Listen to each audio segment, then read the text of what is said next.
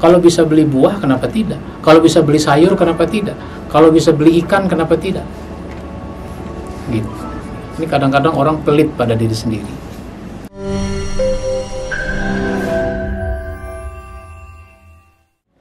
Assalamualaikum warahmatullahi wabarakatuh. Alhamdulillahi rabbil alamin, ar-rahmanir rahim. Asyhadu an la ilaha illallah wahdahu la syarikalah wa asyhadu anna Muhammadan abduhu wa rasuluhu la nabiyya ba'da. Amma ba'd. Para pemirsa kaum muslimin dimanapun Anda berada, sesudah kita menyadari bahwa kita harus bersedekah, besar keutamaan dari sedekah, dari berderma, maka sekarang kita ingin lakukan, kita ingin tunjukkan bagaimana itu bentuknya bersedekah. Yang pertama adalah bersedekah kepada diri kita sendiri. Sedekah pada diri sendiri, karena diri kita ini punya kebutuhan makan, minum, berpakaian dan sebagainya. Maka kita jangan pelit kepada diri kita sendiri. Di dalam hadis Bukhari dan Muslim itu disebutkan, la an yahmilar rajulu hablan fayahtatiba bihi summa yaji'a fayadha'ahu fis suqi fayabi'ahu summa yastaghniya bihi fayunfiquhu ala nafsihi khairul lahu min an yas'alan nas a'tauhu aw mana'uhu. Seseorang yang membawa tambang lalu pergi mencari dan mengumpulkan kayu bakar, lantas dibawanya ke pasar untuk dijual, dan uangnya digunakan untuk mencukupi kebutuhan dan nafkah dirinya, itu lebih baik daripada seseorang yang minta-minta, yang kadang orang kasih, kadang tidak. Jadi orang harus berusaha mencari rizki dengan cara apa saja yang halal, meskipun di mata orang nyari rezekinya tidak mulia, tidak terhormat, lalu dia tetap lakukan itu. Ya, cari kayu terus diikat, bawa ke pasar dijual, itu lebih baik daripada dia mencuri.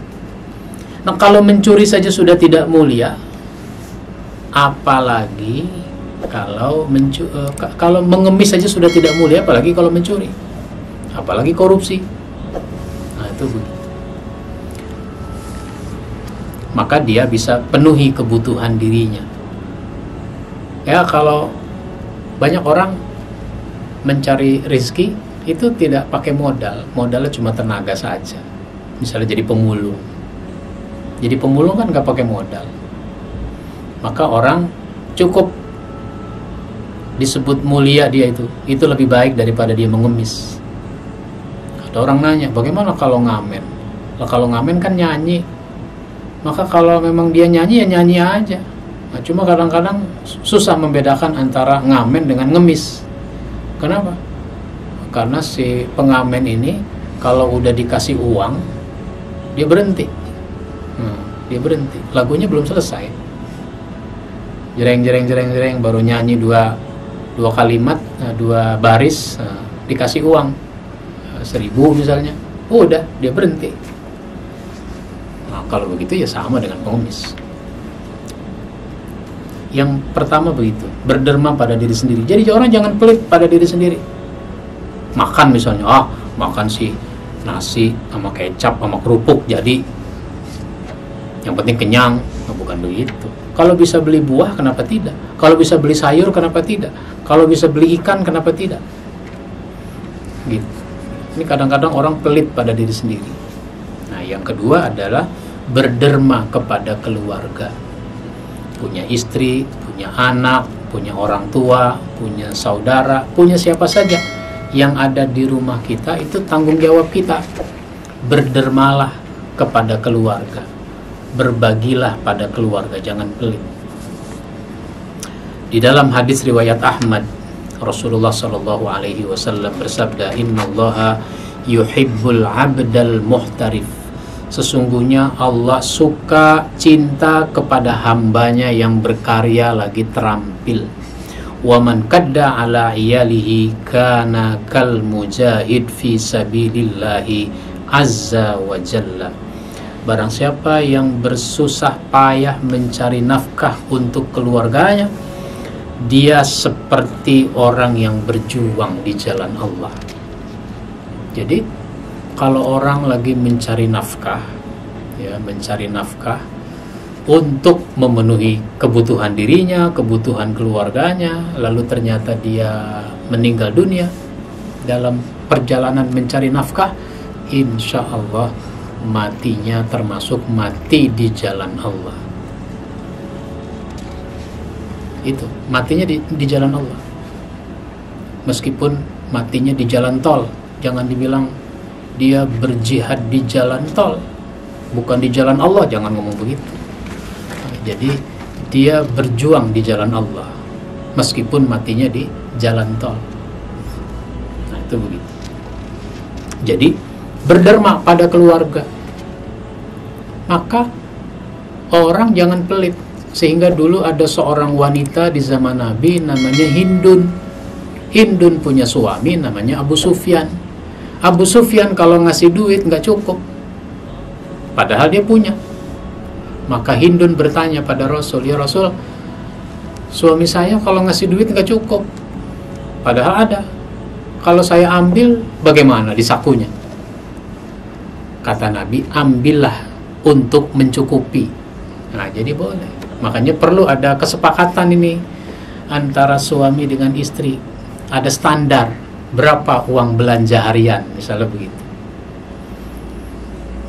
Nah, kata si suami 100.000 aja lah. Kata istri nggak cukup. Ya saya kan gajian tidak banyak, standarnya UMR. Nah misalnya begitu. UMR berapa? UMR 4 juta misalnya. 4 juta. Kalau sehari 100.000, sebulan udah 3 juta. Masih ada sisa 1 juta buat ongkos segala macam.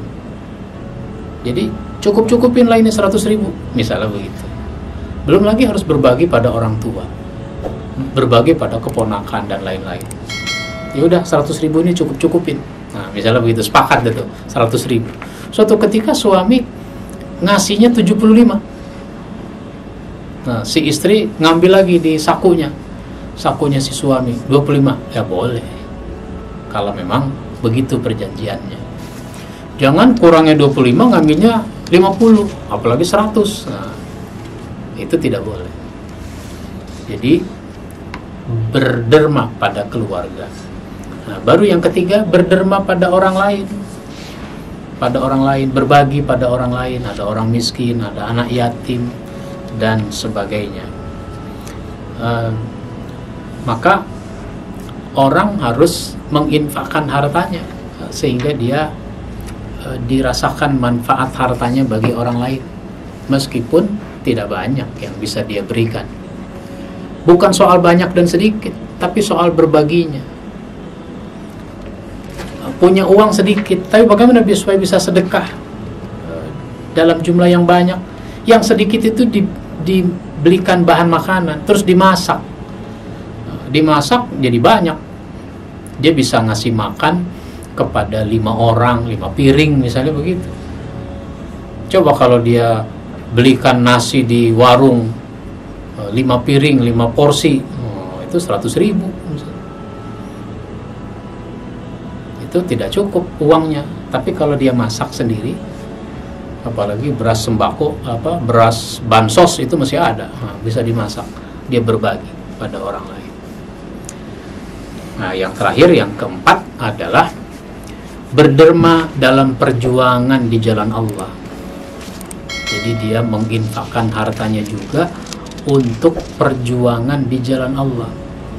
Di dalam surat As-Saff ayat 10 ayat 11 itu disebutkan, ya ayyuhalladzina amanu hal adullukum ala tijaratin tunjikum min adzabin alim. Wahai orang yang beriman, maukah kamu aku tunjukkan satu perniagaan yang dapat menyelamatkan kamu dari azab yang pedih. Apa itu? Tu'minuna billahi wa rasulih. Beriman kepada Allah dan Rasulnya.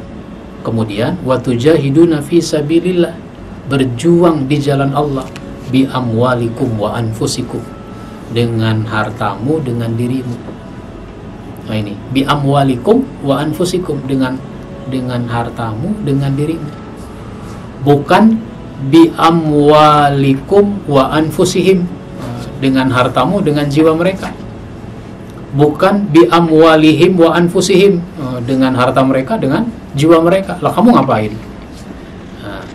Jadi bi amwalikum wa anfusikum, dengan hartamu, dengan dirimu. Dzalikum khairul lakum in kuntum ta'lamun. Itu lebih baik kalau kamu tahu.